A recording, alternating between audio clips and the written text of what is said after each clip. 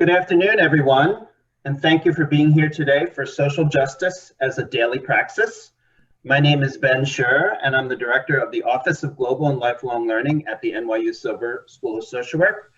Just a couple housekeeping items. We recommend that you use the speaker view so that you can see the person who's actually talking, since we do have a lot of folks with us today. We ask that you use the chat feature here in the Zoom to communicate with the speakers as well as to chat amongst yourselves. And if you could please mute your mic unless you have a question, but we would love to see you. So if you don't mind sharing your video, we would be really happy to see your lovely face this afternoon. We are offering one continuing education contact hour for this event for licensed social workers and licensed mental health counselors, and we'll tell you about that at the end. We're going to start the event with a short update from our Dean, Neil Guterman, followed by the lead presentation on social justice as a daily practice by Dr. Kirk James. After he concludes, we'll take a few minutes to hopefully break into smaller groups if we have time. If not, we'll have some discussion. And we do have students, staff, faculty, and our Dean helping with that. And then we'll end by coming together for some final thoughts. In the interest of time, we're keeping introductions short to allow for more contact. So it's my pleasure to introduce you to Neil B. Guterman, Dean, and Paulette Goddard, Professor of the NYU Silver School of Social Work. His expertise includes services targeting children and violence, prevention of child abuse and neglect, as well as addressing more broadly children's exposure to violence. Dean Guterman joined Silver in 2017, and prior to that, he was the Dean of the School of Social Service Administration at the University of Chicago. Please welcome Dean Guterman. Good afternoon. Thank you. I can't hear the applause, but yes, no, thank you. Good to see you all. Welcome. Welcome back for those of you who are alums of Silver, and great to see you, at least virtually, the ones of you that I can see on the screen. You know, wherever you graduate, we're really delighted that you're reconnecting with us through the Alumni Weekend. I know many of you take part in our continuing education programming. Some of you are field instructors with us. Some of you are teachers with us. You know, all the ways that you engage with us at Silver. I just want to say thank you. I'm delighted that you're connecting or reconnecting with us. And I hope, you know, once we get past this pandemic, hopefully it'll be very soon, not soon enough.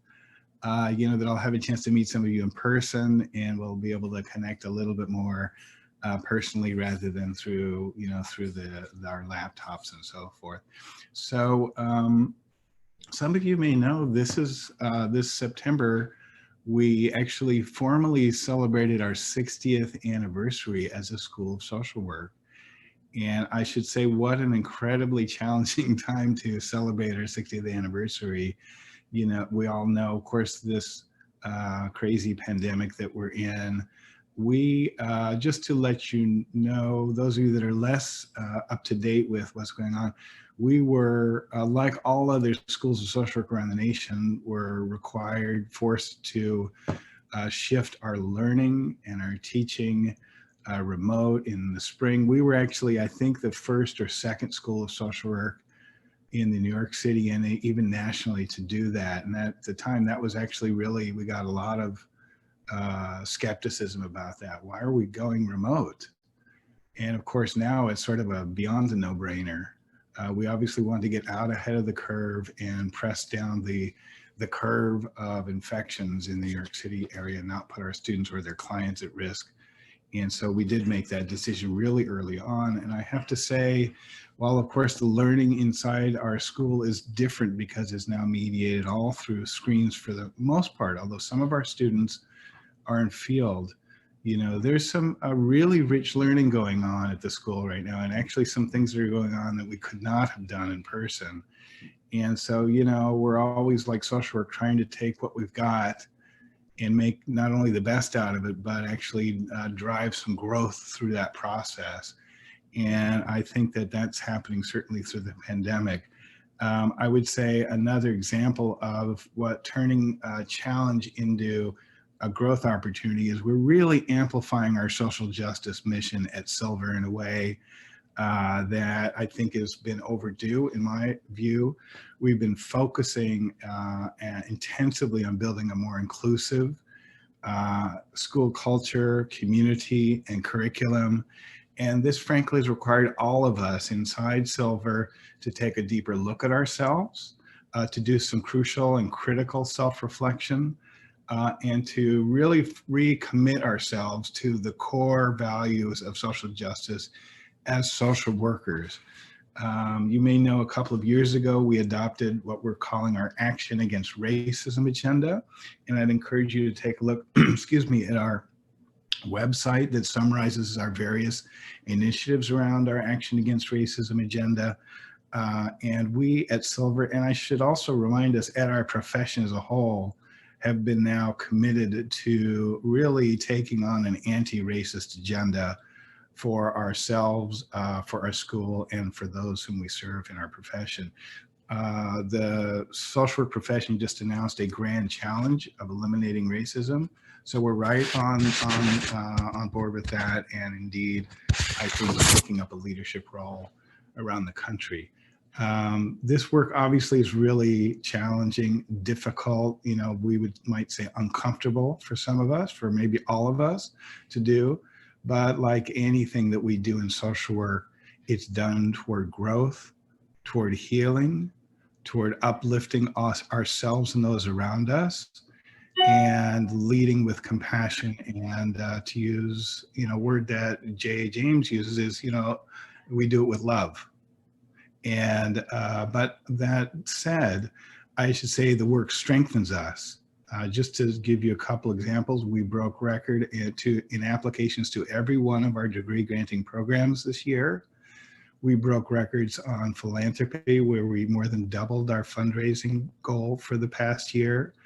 And those of you that are watching our ranking has gone up from 17 to 13 in just the past couple of years since I arrived. So today I want to invite you to participate as partners with us as we work to be better and better, to engage us with some anti-oppressive and anti-racism work, and to learn alongside us and with one another. I'm really delighted and so appreciative that Professor J. James is going to lead us in this conversation, to hold a brave conversation on anti-oppressive practice, and to open ourselves up to some learning and reflection alongside one another in the company of Silver colleagues and friends. So for those of you that don't know Professor James, who joined us in 2016, he's become one of our most beloved teachers at Silver. He teaches on mass incarceration, trauma, and healing, and in our fieldwork department. And he created and leads NYU's Silver Evolving Justice Initiative. It's an educational initiative to build community, to co-create brave space, and to facilitate dialogues towards emancipatory exploration of justice in theory and in action. Jay was inducted in the inaugural Alumni Hall of Fame at the University of Pennsylvania School of Social Policy and Practice in 2018. And he is the recipient, proudly I would say, from our behalf, of NYU's 2020 Martin Luther King Jr. Faculty Award. So we're really proud of the service and the work that Jay does at Silver. So Jay, thank you so much for leading us in this session, and I'll hand it over to you. Thank you, Neil. Thank you for the kind words, man. I could actually start every Friday with you saying something about me. So it's so good to see so many folks. My screen is off, as when I'm presenting, I tend to move around a lot. So it's more of a distraction than anything else. But I just want to say, you know, to echo what Neil says, this is such a important time. Not only are we in the midst of a pandemic, but it's in the midst of social unrest, political unrest. And it feels like social work is more important today than ever. Yet, you know, the social work that we need is a social work that is truly critical, that is truly liberatory, and that is truly geared towards anti-oppressive. So before beginning this conversation, I feel it would be appropriate to share a video. And the video is by James Baldwin. And if you notice, I have next to the video, I have, an anti-racist oppressive society world starts with the belief and the necessity of its possibility and a willingness to work towards its actualization. And just think about those words as James Baldwin speaks.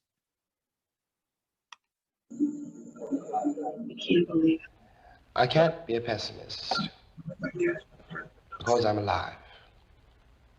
To be a pessimist means that you have agreed that human life is an academic matter. So I'm forced to be an optimist. I'm forced to believe that we can survive whatever we must survive. But the Negro in this country, the future of the Negro in this country is precisely as bright or as dark as the future of the country. It is entirely up to the American people and our representatives. It is entirely up to the American people whether or not they're going to face and deal with and embrace this stranger whom they've maligned so long. What white people have to do is try to find out in their own hearts why it was necessary to have a nigger in the first place. Because I'm not a nigger, I'm a man. But if you think I'm a nigger, it means you need him. The question you got to ask yourself, the white population of this country has got to ask itself, north and south, because it's one country, and for a Negro, there is no difference in the north and the south. There's just a difference in the way they castrate you. But the fact of the castration is the American fact. If I'm not the nigger here, and you invented him, you, the white people, invented him, then you got to find out why. So that clip is from James Baldwin, I'm Not Your Negro. And hopefully folks have seen that movie. If you haven't seen a movie, it's a really great movie. But the reason I love James Baldwin. Anyone that knows me, I feel like when we talk about anti-racist work, James Baldwin is one of the greatest components of that. Yet he's asking us to do really two specific things, right? He's asking us to reckon with the history of this country. And it really aligns with, if we want to change something, we really have to understand the roots. We really have to go to the root. We can't change something if we're not if we're only at the surface level. The second thing he's really asking us to do is we have to believe in the possibility of something different. It's not enough to just acknowledge and reckon with it. We have to believe in the possibility that there can be something different. So I'm Dr. Kirk James. I'm going to really just go through this kind of quickly. A lot of work that I do is around mass incarceration, systemic justice. Yet the way that I consider this work, I think it has to be holistic. I think it has to be trauma-informed. I think it has to be predicated on healing. And I think it has to also, speaking of healing, connect to resilience, as I believe resilience is resistance. Ultimately, for me, this work is about human rights. I believe one of my favorite songs is Bob Marley's War. And he says, until the basic human rights are equally guaranteed to all, until the color of a man's skin is of no more significance than the color of his eyes, there will be war. So if human rights doesn't exist, rights for every human being to self-actualize, we will be in some form of oppression. I work under the umbrella of evolve. And if you look in the words evolve, you see the words love. And I think love is, again, very relevant to our collective evolution. I'm not on social media a lot, but when I'm there, you can find me at DocJ75. So for me, what I would love to talk with you about today is just really anti-oppressive praxis. And praxis is, I use that word, praxis and practice interchangeable. And praxis just means informed action. So how can we be informed in our ways towards anti-oppression? And for me, I like to consider this holistic. It cannot be, just an academic discussion. We have to really understand that this has to be a holistic exercise. And similarly, I feel that everyone here today may have different experiences with oppression, but I feel we all have something to contribute. And part of this, what we would like to get out of today is just really create an awareness and tools in which we can all be more anti-oppressive. So the first thing is really this, education. You know, I even start with James Baldwin because James Baldwin was one of the greatest educators of anti-oppressive practice. I really believe education can be the greatest tool for anti-oppressive practice. But the education that I'm speaking about is really like liberatory education, not just, you know, like a transference of information, but liberatory education. And when I think about liberatory education, I think about this quote from Bell Hooks, who says, education can only be liberatory when everyone claims knowledge as a field in which we all labor. I'm going to just read this again because I think it's that important. It says, education can only be liberatory when everyone claims knowledge as a field in which we all labor. So if we're going to create anti-oppressive anything, it has to be a field in which we all labor. All our voices have to be present, all our experiences have to be present, and we ourselves have to be present. Yet labor is often discomfort, right? I mean, it's uncomfortable. I think of this work, and so much of the reason why I do this work the way I do it is that I think of anti-oppressive work as almost like going to the gym and working out, right? And it's a muscle that you haven't trained. So imagine going to the gym and working out and, you know, again, a muscle you haven't trained and beginning to want to squat 500 pounds or want to bench press 500 pounds. You're going to get hurt. You know, the research tells us that it's hard for people to facilitate these conversations. The research tells us it's hard for people to sit through these conversations. Many of you who have showed up here on Friday, you are probably self-selected in, meaning that you've probably done a lot of work already around many of these things. But for most people, this is very uncomfortable. And discomfort triggers trauma, and trauma impacts our window of tolerance. And, you know, I think this is really an important point as well, too, because many of us, I'm so sorry. Many of us have not considered, you know, like trauma in relation to this conversation. This conversation is oftentimes not a holistic conversation. So we can't understand, you know, why we're triggered when the conversation gets a little tense, or why, you know, we get hyper aroused, right? But we're all experiencing some level of discomfort, maybe because of our proximity to the issue, maybe because we are like uncomfortable that, you know what, maybe we feel like we should know something that we don't, or it's just really hard to hear these things. So even today, I want you to just, you know, it's Friday and many of us have come, you know, through the week, don't know what your week has been. My week has been incredibly challenging.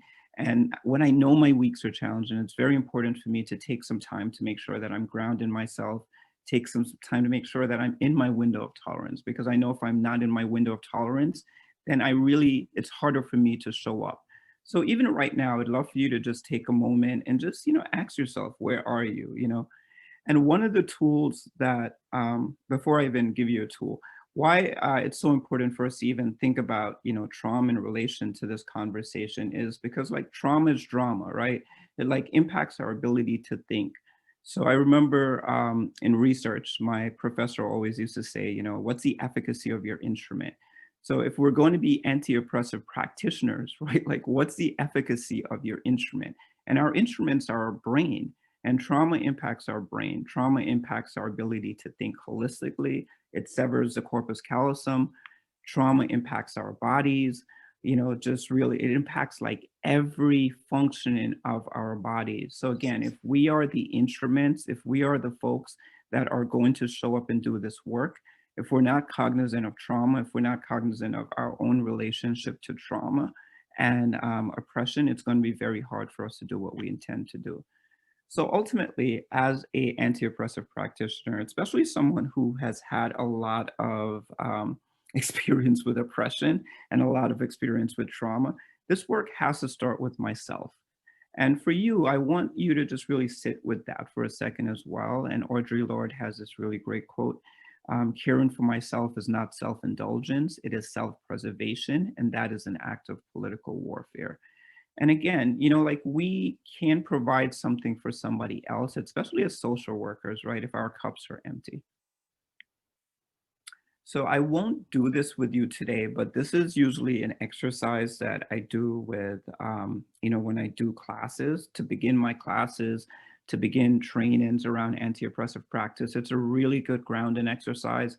And it really just honors the power of the breath And again, like we're all experiencing trauma, we've all experienced some degree of oppression. And if we're going to mitigate that, it really starts, one of the simplest things that we never talk about is just like our breath. So this is a really good grounding exercise. You can try this anywhere you want. And this is also empirically validated, that as little as 4 seconds in, 4 seconds out, 4 times, has the ability to reset your entire active immune system. So again, one of the things, I'm going to present a framework to you, and it's a framework that really begun one semester. I had a really difficult class, and I'm someone who really likes teaching, and not necessarily teaching, but I like to be in conversation. I like to feel that I'm being pushed, and I like to feel that I'm creating conditions to push others to think more critically. And yet I realized that, the class was not going the way that I intended it to go. It was one of those classes where I started to dread going to the class. And I was like, whoa, this is not good. And at the end of the semester, I really went and committed myself to just really studying anti-oppressive practice, just really reading what people had said, reading what folks were saying were the challenges. And I really began to understand what I just shared with you earlier, that we weren't creating the conditions for these conversations. So what I'm going to share with you really quickly is I'm going to share some tools that I use to create the conditions. And the framework is called BIG. And, it's modeled after the notorious BIG, or rest in peace to notorious RBG. So the first B is really like bias. And it really begs the question of how do we know what we know? And, this is a question that's really significant for anti-oppressive practice, right? We all have to be willing to create the level of reflection for ourselves. And for me, that really started with going back and reading Paulo Freire's Pedagogy of the Oppressed. And in it, he says there's no such thing as a neutral educational process. It either functions as an instrument which is used to facilitate the integration of the younger generation into the logic of the present system and bring about conformity to it, or it becomes a practice of freedom. Bell Hooks would further expound on that, and really kind of speak about the banking system of education, which, I want you to pause and think about what your educational process has been. And she speaks about the banking system of education. It's really rooted in the notion that all students need to do is consume information fed to them by a professor and be able to memorize and store it. Early on, it was Freire's insistence that education could be the practice of freedom, and it encouraged me to create strategies for what he called conscientization in the classroom. Translating that term to critical awareness and engagement, I entered the classrooms with the conviction that it was crucial for me and every other student to be an active participant, not a passive consumer. So again, we're seeing that anything that is going to be anti-oppressive is going to be based on our ability to show up and engage in dialogue, not the transference of information. So, many of us, it's really apparent that our educational processes have some level of bias. But one of the things that I want you to think about, right, is how does that bias impact your work? How does that bias impact your practice? And how does that bias impact your life? So the reality is, again, it's not a shame. We all have some degree of bias. And I think we can't fix something till we're able to really check into it and honor it. And when I'm able to ground a space in that, it just really offers us the ability to show up a little bit differently. I'm going to play a really quick video on 5 ways to challenge bias, which I think is really important to think about.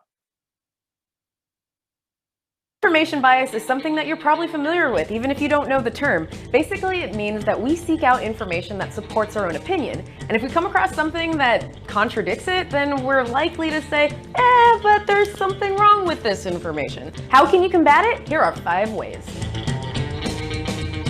When you're doing your research, make sure that you're seeking out reputable sources. Remember, confirmation bias doesn't just apply to individuals, but entire media organizations. Read about the issue from sources across the political spectrum. Now, this may mean going to websites that you hate, and it also means following people that you'd usually block. Yeah, it's gonna get uncomfortable. If you want to understand all sides of an issue, you have to hear from all sides of an issue. Actively seek out people with opposing views. Don't argue. Listen, ask them questions. You're probably gonna find out that they're not the fools you thought they were. Don't rely on Facebook, okay? Because we normally tend to be friends with people who think the way we do. Shocking, I know. And remember that by design, Facebook is biased towards your beliefs. Try proving yourself wrong. Play devil's advocate. Think about how you would argue the opposite of what you believe. It's easy to keep living in our own bubbles, but that closes us off to new ideas and experiences. So remember that people's opinions are shaped by their own culture and their unique experience, and that can be completely different from yours. Now, if you can figure out the source of your bias and the source of other people's biases, not only will you understand the issue better, you'll probably learn something about yourself. What are your top 3 unbiased news sources? Where do you go to challenge your opinion? So if we're aware that we have bias, another thing to be cognizant of and, in challenging bias is really cognitive dissonance. And this is really important, not only in how we, think about, creating change in the world, but even how we think about creating change in ourselves. And Frantz Fanon says, sometimes people hold a core belief that is very strong. When they're presented with evidence that works against that belief, the new evidence cannot be accepted. It would create a feeling that is extremely uncomfortable called cognitive dissonance. And because it is so important to protect the core belief, they will rationalize, ignore, and even deny anything that doesn't fit in with that core belief. So when I think of cognitive dissonance, I think about like the state of America, right? It's like you're being presented with something different, that America has not been a democracy, that America has not been inclusive for all people. And that is challenging the very foundation of this country and creating immense dissonance. So some tools to tackle dissonance is really simple. And I like to share these things as I feel like they can be really effective in the work. And one of the first things is why. It's that thing that we did as a kid when, our parents said something to us. And eventually we learned that, it wasn't popular to keep asking why. But really, why is one of the greatest tools to help someone to tackle dissonance, whether it's yourself or someone else, because you're given an opportunity, you're planting a seed. Oftentimes, in dominant ideology, there's never a why. Everyone is mirroring the same thing that you are mirroring. So just to slow down and ask that why can oftentimes be one of the greatest forms of just impeding, helping people to think with greater clarity.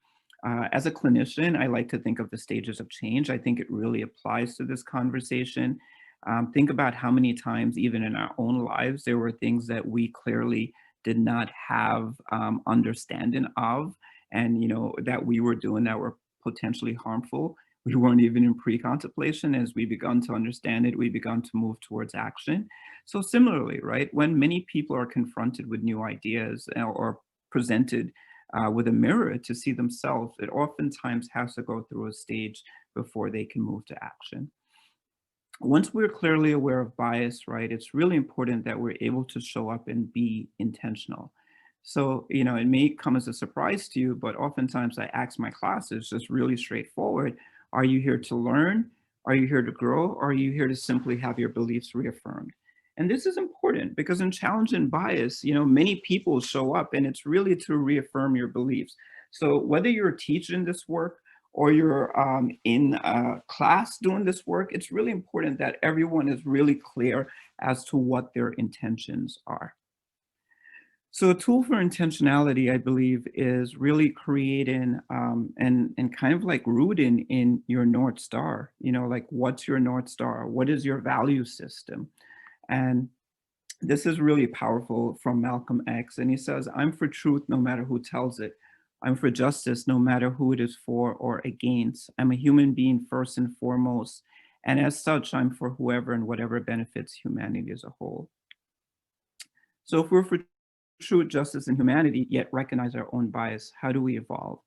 And that brings us to the last piece, which is really like grounding. And this is really important because, grounding really means like ground rules. How do we co-create a living document to just kind of say, how are we going to show up today? If we're not clear in, are we showing up to a space where we're requiring each other to check into vulnerability? Are we showing up to a space where we're requiring each other to check into honesty? Are we all going to be mindful about the language that we use? Because all our experiences are different. So if we're not really clear as to the language that we're committing to, if we're not really clear as to the practices that we're committing to, we can really create a lot of harm for each other. And one of the pieces here I just want to kind of like point out really quickly is this idea of calling people in rather than calling people out. You know, and a commitment to that, I found that like incredibly powerful, because we're all going to make mistakes, right? This is not something that you're going to just like, this is a journey. There are pieces of this that we get, and there are pieces of this that we don't get. So the more that we can create space that is actually like brave space, and that's the last piece that I'm going to really speak about, is just like, how do we create like brave space? And I think, you know, creating ground rules really factors into that, because this work, again, it's not going to be safe. It's going to be challenging. It doesn't mean that it has to be harmful, but we have to be intentional in how do we create and cultivate the space that allows us to sit with discomfort.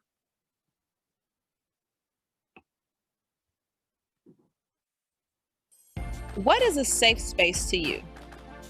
Safe spaces were primarily created to make sure that people from the LGBT community felt safe in having conversations with people about their identity on college campuses. Now, safe spaces are used as a term in conversations that are difficult, courageous conversations about race, gender identity, sexual orientation. I would like to challenge us to understand the history of safe spaces, but to also transform into thinking about what does it mean to step into a brave space. A brave space means that you are not afraid to be challenged, to be critically challenged about your thoughts, your position, and your experiences, and finding ways for people to learn from one another. Creating brave spaces means that you have facilitators that are able to pull experiences from one another. You have a brave space. It doesn't mean that you have a comfortable situation. A brave space is disturbing the comfortable all the time. If you're comfortable in conversations that are difficult, there may be a problem, just a small problem, because you're not challenging yourself. So be brave. Be courageous and step into conversations with a critical perspective, while also giving people grace to share their experience. I think safe spaces are very important. We should all feel safe, but the next step to transformation is brave space. I'm Jada Monica Drew. Thanks for listening. So just really, I think it's important for you to kind of just take a moment to think about what's one thing that you need for brave space, and you know, what's one thing that you will bring. Just, you know, whenever you step in a space, I think it's so important for us, again, to center ourselves and to just really see what are our needs and what's one thing that we will bring. And we can discuss this a little bit more when we hopefully maybe in a bigger breakout room or smaller rooms.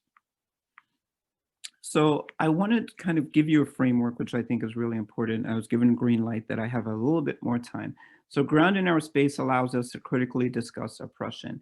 And you know what, I feel that I'm not going to show this video. This is a really good video that kind of like defines oppression and really shows systemic racism. But I want to give you a framework that I think is even more important in this video. I think many of us should, and probably already are doing the work to understand oppression and to understand it in a very intersectional way. But I want us to think, one of the things that's been really important for me doing the work around anti-oppression is to really, this framework in particular, it's called the 4 I's, and really thinking about the ideas, thinking about the institutions, thinking about the interpersonal ways of being, as well as the internalized mechanisms that drive systemic racism. Because when we think about racism or oppression, we immediately think about the institutions. Yet for every facet of oppression, it begins with an idea that is somehow supported by an institution that is then translated to our interpersonal ways of being and is then further internalized by someone. So I want to give you this framework of the 4 I's, as I feel like it can really be effective in your work to be anti-oppressive. And this is a really great video, and I will play this and we can end on this note and be in conversation.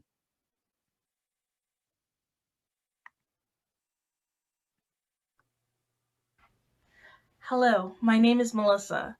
In this video, I will be discussing briefly some ideas and concepts concerning anti-oppression.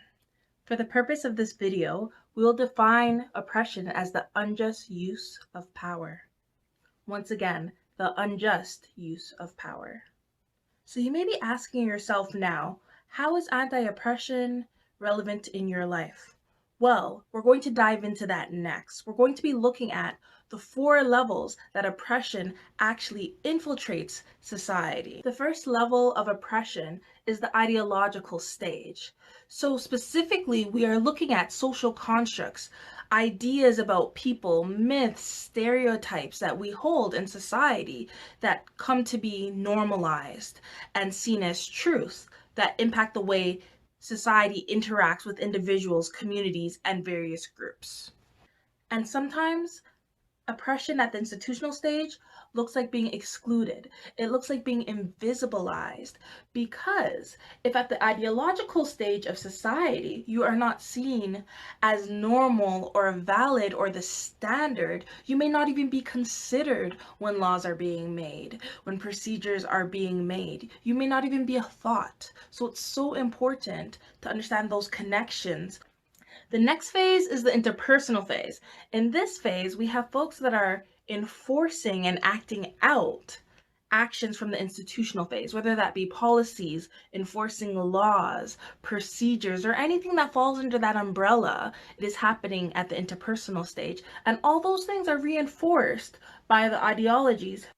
So the final stage, the final impact, is internalized oppression, where individuals start to believe these genuine myths and ideas in society that are negatively impacting them at the ideological stage, and then reconfirmed at the institutional stage, and then reinforced at the interpersonal stage, and believing those things as truths and adjusting their behaviors and actions and thoughts surrounding those ideologies and forms of oppression. So to quickly recap, the 4 I's of oppression are ideological oppression, institutionalized oppression, interpersonal oppression, and internalized oppression. Now, using an anti-oppressive framework and understanding anti-oppressive theory, you can actually start to combat oppression in society and create a more equitable space and environment for those around you. For example, in my work, I often take an intersectional approach. Intersectionality is a theory that was coined in the late 80s by a legal scholar by the name of Kimberly Crenshaw. In a nutshell, intersectionality is a concept that takes the whole being of the person into consideration and also looks at society as a whole.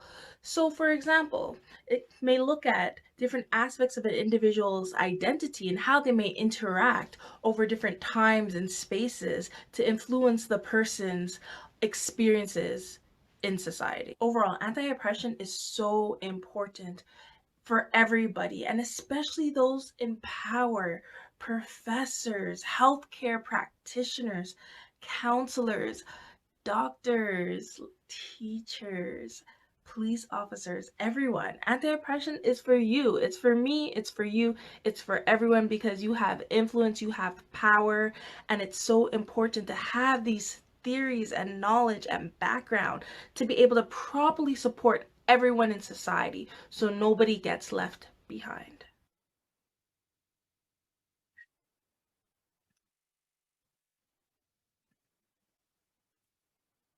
So hopefully some of those frameworks can be really effective in your own practice. There are things, again, that I have learned along the way and I feel like have been incredibly important in my practice. So thank you for your time, and I'll pass it to Laura. Hi, everybody. I'm going to put us into 5 breakout rooms for a few minutes. And while I'm doing that, Rishaline is going to walk us through some best practices of how to do that, how to have a good breakout room. Oh, great. Thank you, Laura. Again, my name is Rishaline DeShields. I'm the Director of Diversity, Equity, and Inclusion here at Silver. We're going to take 15 minutes to do breakout rooms. We're going to have a facilitator there. We ask individuals, again, to give each other grace in terms of our communications with each other, to be able to listen to one another. There are 3 questions that we will be having conversation around, and those 3 questions will start with our best practices, our tools, what we may need, and how to be able to create a plan for us to be able to sustain this important work. So we look forward to hearing from each and every one of you.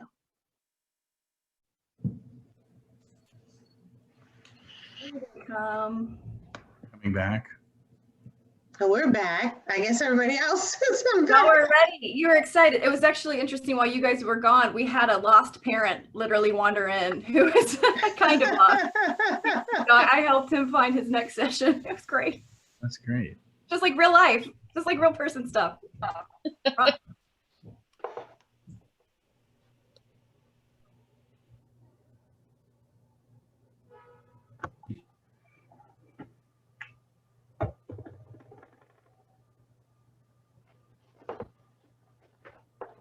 Are we all back now? I guess. Okay. All right. So we wanted to just to kind of have opportunities for people to share, you know, kind of like their takeaway.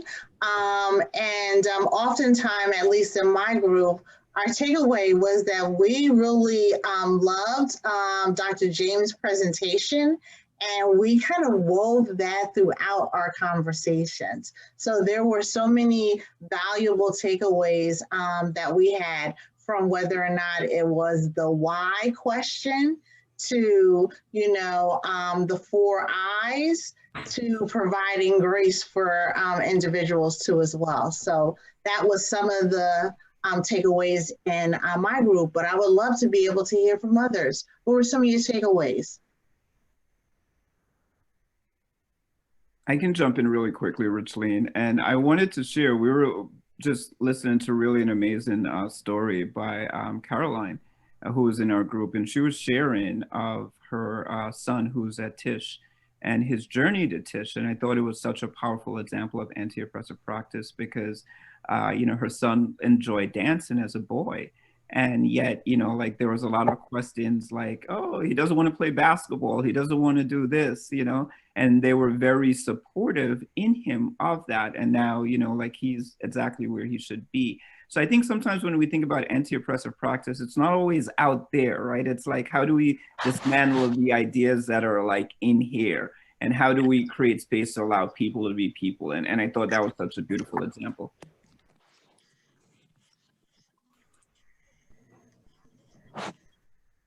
Yeah, I think our group had a lot of great things. I think one of the things I want to highlight is we had a parent in our group, which was lovely, Michelle, and it was so great to have her. She's the parent of a first year, and she's actually raising a child who is Black, and she's a white mom.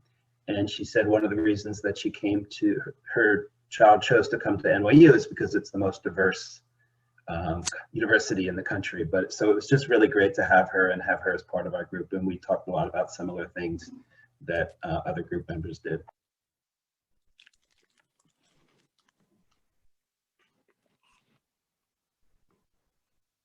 Anybody else would like to share?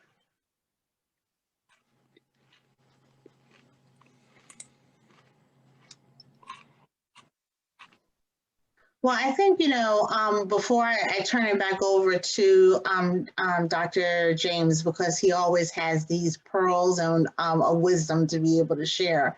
You know, one of the things is that, you know, I want to think about in this whole process of anti-oppressive practice, we need to make sure that we're doing self-care too as well, because it's a lot of work to be done. We are here for the marathon, you know, not just the race. And so, you know, I want to make sure that, you know, people, you know, put that into your toolkit too as well, to make sure that you have that self-care too as well. But Jay, are there any final words you'd like to say?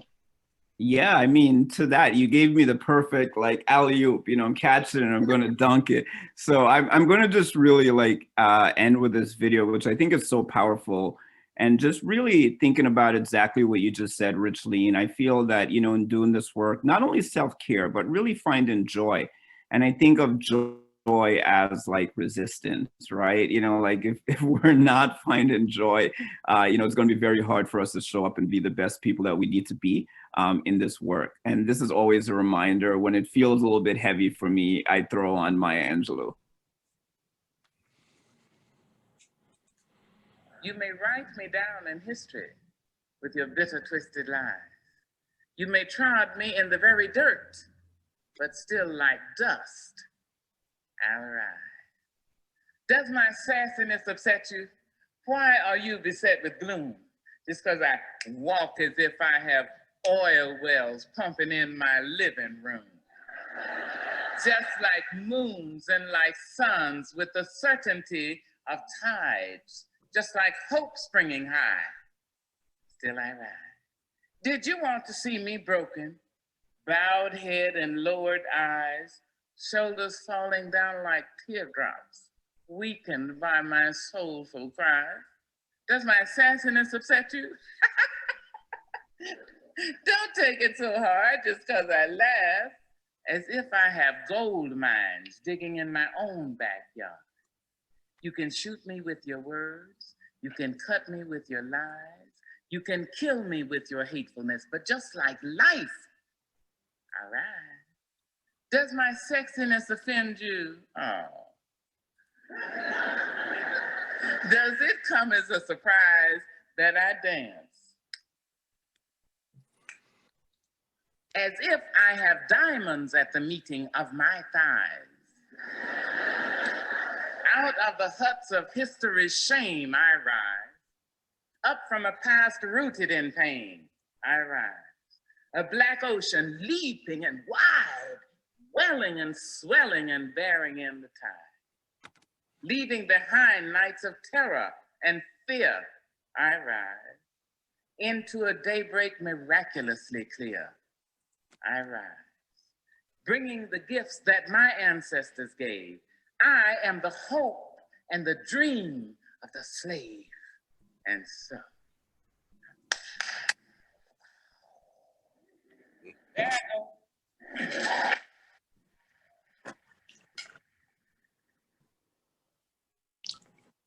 Thank you, Jay, for that amazing presentation. You were incredible. Thank you, Richeline, for your facilitation. Thank you, everyone else. Thank you, Dean Guterman. Neil, I'm just going to hand it off quickly to you if you have any closing thoughts that you wanted to share with the group before we end. Oh, you're on mute, Neil. Just an expression of appreciation for all of you for coming, and to Professor James for leading us in a great session. Jay, do you want to say, or can I say something about your forthcoming book?